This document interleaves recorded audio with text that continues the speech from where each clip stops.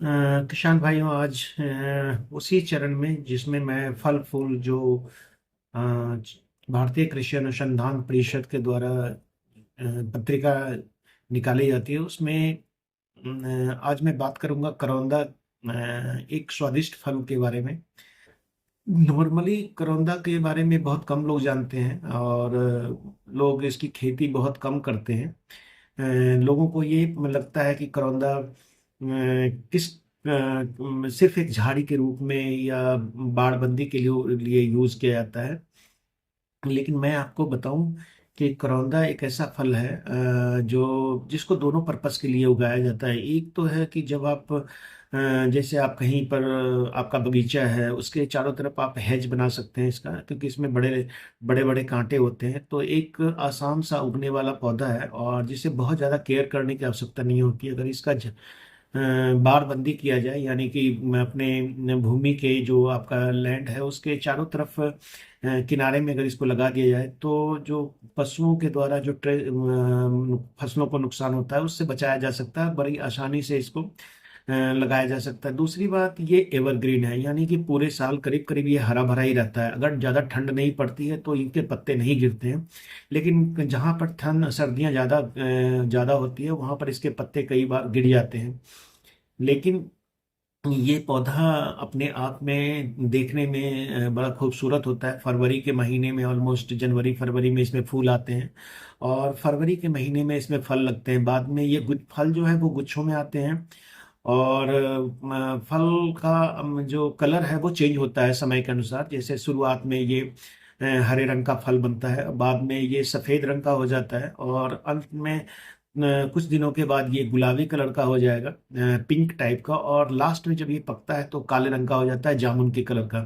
तो यानी ये एक खूबसूरत पौधा है और इसके फल जो है वो बाहर की तरफ लगते हैं, इसलिए पत्तों से जब बाहर निकल कर ये की फ्रूटिंग होती है तो बहुत देखने में खूबसूरत लगता है। एक बहुत ही खूबसूरत पौधा है। इसके बारे में अगर हम कहें तो इसका जो फल है उसका उपयोग किया जाता है और इसका फल सब्जी जैसे चटनी वगैरह बनाने के लिए कच्चे फलों की तुड़ाई की जाती है। एक इस फल की विशेषता है कि जैसे जेली जैम बनाते हैं, अलग चीज है जेली। जेली उसी की बनाई जाती है जैसे अमरूद की जेली बनती है, उसी तरह करौंदा की भी जेली बनती है। तो इसमें जेली उसी फल का बनाया जाता है जिसमें पैक्टिन होता है। तो यही अमरूद के बाद अगर दूसरा कोई फल है जिसमें पैक्टिन होता है तो वो करौंदा है। तो जेली बनाने के लिए जो है अधपके जो गुलाबी रंग के होते हैं उसकी उसकी तुड़ाई की जाती है और इसमें पैक्टिन की मात्रा बहुत अधिक होती है, इसलिए इसका जो जेली बनता है वो बहुत ही ज्यादा स्वादिष्ट होता है। जो पूरी तरह से जब पक जाते हैं इसके फल, वैसे तो नॉर्मली तीनों स्टेज में इसके हरे में भी इसकी तुड़ाई होती है जो अचार बनाने के काम आता है। सफेद होने पर भी इसकी तुड़ाई होती है, उसका भी अचार बनता है। और जो पिंक कलर का होता है, गुलाबी कलर का, उस रंग का भी उसका उस फल को हम तोड़ करके जेली बनाते हैं और जो पक जाता है उसको सीधा डायरेक्टली हम इसको खा सकते हैं। बहुत ही टेस्टी होता है, खट्टा मीठा इसका थोड़ा अम्लीय और थोड़ा मीठापन ये स्वाद होता है और बहुत ही ज़्यादा स्वादिष्ट लगता है खाने में। बच्चे इसको बहुत पसंद करते हैं, इसमें विटामिन सी बहुत ज़्यादा होता है।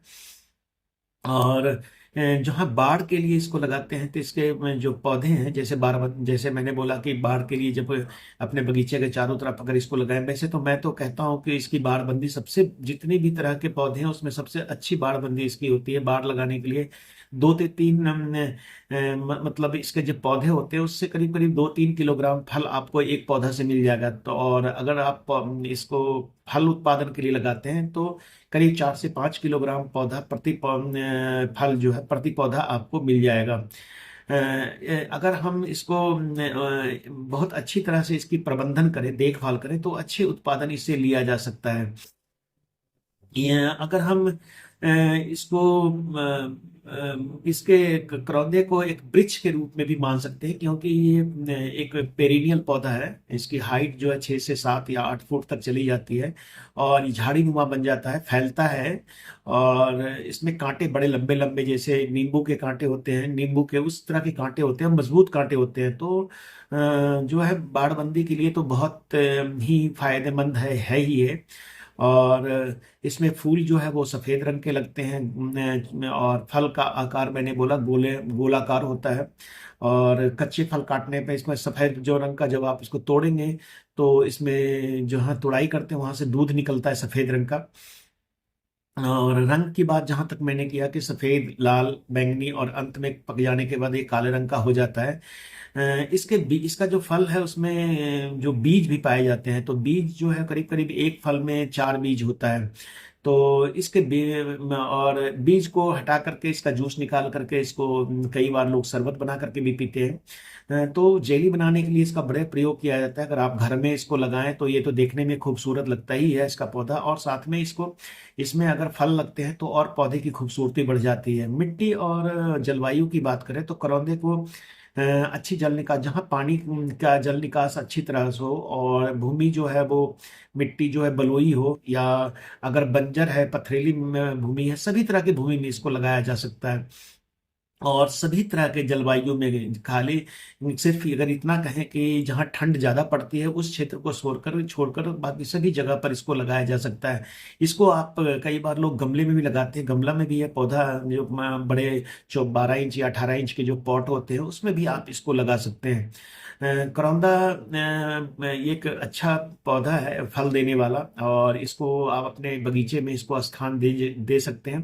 कई बार आपने देखा होगा कि जंगलों में ये अपने आप भी उग जाते हैं, कई झाड़ियों वगैरह में ये अपने आप भी उग जाते हैं। इसके अलावा अगर हम बात करें तो प्रवर्धन की, जैसे इसकी जो मतलब कैसे नए पौधे तैयार करते हैं, तो इसमें 2 तरह के से होता है। क्योंकि इसके फल में मैंने जैसा बोला आपको कि 4 बीज होते हैं, चार एक फल में, तो गुच्छों में फल होते हैं, तो आपको बीज काफी मिल जाएगा। इसके बीज को आप सुखा करके रख करके और इसकी बिजाई आप कर सकते हैं, और इससे नया पौधा तैयार हो जाता है। करीब 2.5 से 3 महीने में पौधा तैयार हो जाता है। इसके अलावा अगर आप चाहें तो कटिंग के द्वारा इसको, अगर आप जो रूट हार्मोन होता है जैसे IBA है या NA है, उसके घोल से अगर 2,500 से लेकर 5,000 ppm का अगर आप घोल बना लेते हैं 2.5 ग्राम 1 लीटर पानी में लेकर के, और उसके बाद उसको घोल में इसके कटिंग को, जो हार्ड वुड कटिंग होती है, जो इसका कटिंग पौधा जो तना लेते हैं वो थोड़ा पेंसिल के आकार का मोटा, और उसको कटिंग करके अगर लगा देते हैं तो इससे बहुत जल्दी नया पौधा तैयार करने में बड़ी आसानी होती है। तो कोशिश ये करना चाहिए कि बीज के द्वारा भी और इसको कटिंग के द्वारा, दोनों तरह से इसको लगाया जा सकता है। इसके लिए बीजों द्वारा, जैसे पौधे को अगर हम लगाना चाहते हैं तो बीज जो है वो आपको जून जुलाई में मिल जाएगा, जब फल पक जाते हैं। जैसे आपको बोला तो अगस्त महीने में इसको क्यारियों में जो है या कोई पॉलीथीन की थैलियों वगैरह में, जिसमें भर करके, जिसमें 250 ग्राम का ब्लैक रंग का पॉलीथीन आता है, उसमें आप इसकी बीजों की बिजाई कर सकते हैं। तो ऑलमोस्ट जुलाई अगस्त में ही आप इसके बीजों को निकाल करके थोड़ा धूप लगा करके उसके बाद लगा सकते हैं। अगर रोपाई करनी है तो अप्रैल महीने में इसकी जो पौध जब आपको तैयार हो जाए तो कम से कम 6-7 महीना इसको कटिंग को बढ़ने दीजिए, या बीज है तो इसको भी बढ़ने दीजिए, और उसके बाद इसको हम जो है अप्रैल, इसको इसकी जो कटिंग है उसको जब पौधे तैयार हो जाएंगे आपको, तो कटिंग भी करीब करीब आप जून जुलाई में आप इसको करके लगा सकते हैं। और कटिंग लगाने के बाद ये करीब 5-6 महीने में अच्छा खासा पौधा, 1 फीट का पौधा तैयार हो जाएगा। तो उसके बाद इसकी रोपाई जो है उसके लिए तैयारी शुरू कर दी। जैसे अगर आपको लगाना है तो आपने क्या करना है इसको, कि अप्रैल मई महीने में जहां पे आपने लगाना, अगर आपने बाड़बंदी करनी है या बाड़े के लिए लगाना है, तो उसके बाद बाढ़ के किनारे किनारे 1 फीट, 1.5 फीट बाई, या 1 feet by 1 feet by 1 feet का गड्ढा बना लीजिए। उसमें 2 किलोग्राम करीब गोबर की सड़ी हुई खाद, 200 ग्राम करीब सिंगल सुपर फॉस्फेट वगैरह डाल करके, और इसको अच्छी तरह से मिट्टी को, इसमें नीम का खली भी मिला सकते हैं और मिला करके, और 200 ग्राम करीब प्रति गड्ढा और मिला करके, या आप सिर्फ अगर उपजाऊ मिट्टी है तो इस सब चीज कुछ भी नहीं डालने की आवश्यकता है, और उसके बाद सिर्फ गोबर की खाद डाल करके भी आप इसके गड्ढे को तैयार कर लीजिए, और उसमें एक डंडा लगा के छोड़ दीजिए, ताकि आपको पता हो कि यहाँ पर मैंने ये गड्ढा बीच में बनाया। सेंटर पॉइंट पे आप उसमें एक डंडा लगा दीजिए। और जब जून जुलाई का महीना आता है, जुलाई अगस्त में, तो करौंदे की रोपाई, जो पौधे की रोपाई जो है वो करीब करीब कर देनी चाहिए। बरसात में जून जुलाई में जब हम पौधे लगाते हैं तो इस समय इसका फायदा ये होता है कि हमें इसको लगाने के बाद, चूंकि बारिश नेचुरल तरीके से हर सप्ताह करीब करीब हो ही जाती है, तो ये पौधा अपने आप चल पड़ता है और इसको ज्यादा पानी की देखभाल करने की आवश्यकता नहीं पड़ती है। इसमें बीमारी वगैरह भी बहुत कम लगती है।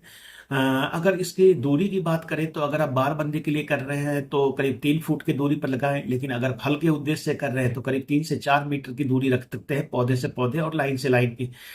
3 मीटर तक का या 2.5 से 3 मीटर की दूरी पे आप इसको लगा सकते हैं।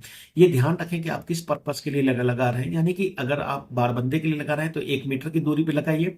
अगर आप फल के लिए बगीचा लगा रहे हैं इसी का, तो आप 2 से 2.5 मीटर की दूरी जरूर रखिए, ताकि आपको फल तोड़ने में भी आसानी हो।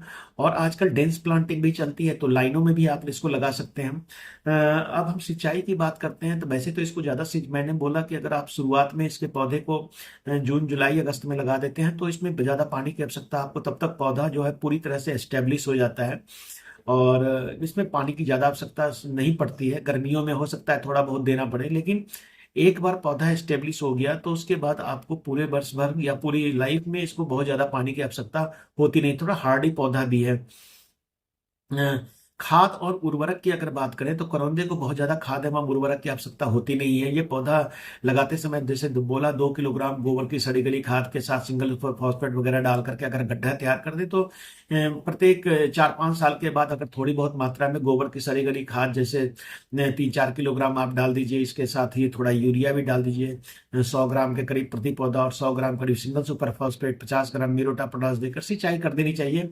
ये आप अगस्त के महीने में आप इसको कर सकते हैं। तो यूरिया की मात्रा एक साथ ना देकर आप थोड़े थोड़े जैसे मैंने बोला 100 ग्राम यूरिया तो 50 ग्राम के दे करके, और 50 ग्राम जो है वो करीब 1-1.5 महीने के बाद दे सकते हैं। पौधों में फूल आते समय मतलब फूल जब आते हैं जैसे जनवरी दिसंबर, जनवरी फरवरी में आता है, तो इसकी खाद की मात्रा उसके पहले दे करके, ताकि इस पौधे में जान आ जाए, फूल और फल ज्यादा लगे। उस समय फास्फोरस और पोटास की ज्यादा आवश्यकता होती है। अब हम बात करते हैं इसके किस्म के बारे में। तो इसकी जो कई सारे किस्म हैं जो मतलब आप इसको नॉर्मली मिल ही जाता है। वैसे आप चाहे तो जैसे कहते हैं कि हमारे पास अगर पौधे नहीं उपलब्ध हैं तो आप बाजार से पका हुआ करौंदा ला करके उसका बीज से आप अपने पौधे तैयार कर सकते हैं। तो इसके मतलब इसका जो विटामिन सी है इसमें बहुत अधिक मात्रा में, करीब सब मतलब इसके इसकी जो सेल्फ लाइफ है तो ज़्यादा नहीं होती है क्योंकि पके हुए फल की, लेकिन इसका जो एक तरह से इसमें जो विटामिन सी है वो बहुत मात्रा में होता है। इसका फल के बीज मुलायम होते हैं, इसलिए इन्हें फलों को खाया जाता है। इसके अलावा सफेद रंग का एक पंत स्वर्ण है, ये किस्म है जिसको आप पंत सुदर्शन और पंत स्वर्ण पंतनगर यूनिवर्सिटी जो जीवी Pant university of agriculture and technology के द्वारा निकाला गया है। इसको आप पंत सुदर्शन और पंत स्वर्ण पंत मनोहर है इसकी किस्म है। ये 2-3 किस्में हैं जिसको आप सिलेक्शन कर सकते हैं। फल इसके करीब करीब एक जैसा ही होता है। बीज का जो इसका बीज तैयार होता है इसके मतलब आप अगर चाहो तो इसके पौधे में गूटी बांध करके नए पौधे भी तैयार कर सकते हैं, जैसे अमरूद में गूटी बांधते हैं या लीची में बांधते हैं, उसी तरह से जो एयर लेयरिंग जिसको हम बोलते हैं, तो गूटी बांध करके भी इसके पौधे को तैयार किया जा सकता है। 2-3 इसके जो फल है जो पहले साल में इसका फल नहीं आता है, कम से कम दूसरे या तीसरे साल में इसमें अगर अच्छी तरह से आपने देखभाल की है और पौधा अच्छा ग्रोथ कर रहा है। और एक चीज जान लीजिए, ये क्षारीय भूमि में भी चलता है, यानी जिसका पीएच मान 7 से अधिक है, उस मिट्टी जैसे बंजर भूमि जिसको हम बोलते हैं, नमकीन भूमि जिसको हम बोलते हैं, उसमें भी ये चल जाता है। तो इसमें बहुत ज्यादा देखभाल करने की आवश्यकता नहीं होती है। अम्लीय भूमि में भी यानी 5 से 8 के बीच में, अगर 7-7.5 के बीच में पीएच है तो ये पौधा चल जाता है। और इसमें मैंने जैसा बोला कि फरवरी महीने में करीब इसमें फूल आता है, और अप्रैल मई जून में इसमें फल पक मतलब जून के महीने के करीब करीब आपको फल पकने शुरू हो जाते हैं। तो किसान भाइयों, इसके इसमें जैसा मैंने बताया विटामिन सी की मात्रा इसमें बहुत ज़्यादा होती है, और कई जगह तो इसको फ्रूट वाइन बनाने के लिए भी प्रयोग किया जाता है। इसके अलावा इसका जेली बनता है, जैम बनता है, स्क्वैश बनता है, सॉस है, सिरप है, जैसे विभिन्न तरह के जो उत्पाद, इसके अलावा अचार चटनी भी इससे बनाया जाता है। तो किसान भाइयों, और राज्यों की बात करें तो हिमाचल प्रदेश में भी इसको लगाया जा सकता है और खूबसूरत पौधा है। राजस्थान में, गुजरात और महाराष्ट्र में इसकी खेती बड़े पैमाने पर की जाती है और बहुत सारी जगह पे तो मैंने देखा है, जैसे राजस्थान वगैरह में, कि इसको ये जो करौंदा है वो बाड़ बंदी के लिए ज्यादा यूज किया जाता है। लोग अपने खेत के चारों तरफ इसको लगा देते हैं, जैसे दिसंबर जनवरी के, सॉरी, जून जुलाई जुलाई अगस्त के महीने में इसके कटिंग लगा देते हैं किनारे किनारे, उसमें कटिंग से पौधे तैयार हो जाते हैं और अपने आप वहीं पे। तो जरूरी नहीं है कि कटिंग आप पहले तैयार करें, अगर आप चाहें तो इसकी कटिंग को डायरेक्टली ट्रांसप्लांट कर सकते हैं, सीधे लगा सकते हैं और खेत के चारों तरफ, अगर थोड़ी सी देखभाल करनी पड़ती है, वहां खरपतवार ना उगने दें। जैसे पौधा चल पड़ता है उसके बाद उसमें ज्यादा देखभाल की आवश्यकता नहीं होती है। तो किसान भाइयों, आज करौंदा के बारे में आपको मैं बता रहा था, और ये जो अनुसंधान संस्थान के द्वारा जो पत्रिका निकलती है फल फूल, वो जनवरी फरवरी में जो ये मतलब ये जो निकला है पत्रिका, उसमें करौंदा के बारे में जानकारी दी गई है। तो किसान भाइयों, आज करौंदा है जो आपको, जिससे एक फलदार पौधा है, इसको हम अपने जैसे बाड़बंदी करते हैं और भी कटीली तारे वगैरह लगाते हैं, उसकी जगह आप इसको लगा सकते हैं। और ये बहुत अच्छा है कि आप इसके फल को यूज कर सकते हैं खाने के लिए भी, चटनी बनाने के लिए। और इसका फल बहुत जल्दी, मतलब अप्रैल के महीने से लेकर जून के महीने तक लगातार इसके फल का प्रयोग कर सकते हैं, यूज कर सकते हैं। तो किसान भाइयों, आज मैं इसी के बारे में आपको बता रहा था। ये एक अच्छा पौधा है, देखने में हरा भरा खूबसूरत है। एक बार लगाने के बाद कई साल तक ये पौधा चलता रहता है। बार बार लगाने की आवश्यकता नहीं होती है, ज्यादा देखभाल की आवश्यकता नहीं होती है, कोई भी पशु इसको नुकसान नहीं पहुंचाती है, इसलिए एक्स्ट्रा कोई केयर करने की आवश्यकता नहीं है, क्योंकि इसमें कांटा होता है। तो ये फल के बारे में मैं आपको बता रहा था। और जहां तक विटामिन सी की मात्रा की बात, बताया कि बहुत ही ज्यादा इसमें विटामिन सी होता है। और विटामिन सी हमारे डॉक्टर्स जो है सबसे ज्यादा कहते हैं कि जितने ओल्ड एज में है विटामिन सी बहुत ज्यादा लेना चाहिए।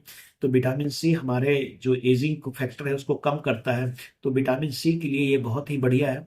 आप इस फल को आप लगा सकते हैं अपने घर के पास भी, अपने बगीचे में भी, अपने बगीचे के चारों तरफ बाउंड्री पे, या इसका एक अलग सा बगीचा भी बना सकते हैं और इससे अच्छी कमाई की जा सकती है। तोड़ना थोड़ा मुश्किल होता है, क्योंकि, लेकिन जब ये पक जाता है तो इसको आप थोड़ा कच्चे अवस्था में, यानी जब पिंक अवस्था रहता है उसी में तोड़ करके भेजिए, तो इसकी मार्केटिंग बड़ी आसानी से होती है। फल की सेल्फ लाइफ भी बहुत ज्यादा है। थोड़ा कच्चा अगर गुलाबी कलर में अगर आप तोड़ते हैं तो इसकी सेल्फ लाइफ ज्यादा है, महीना महीना तक भी आप इसको रख सकते हैं। पक जाने के बाद ये थोड़ा जूसी हो जाता है, इसकी सेल्फ लाइफ थोड़ी घट जाती है। तो ये आज आपको बताना था किसान भाइयों। धन्यवाद।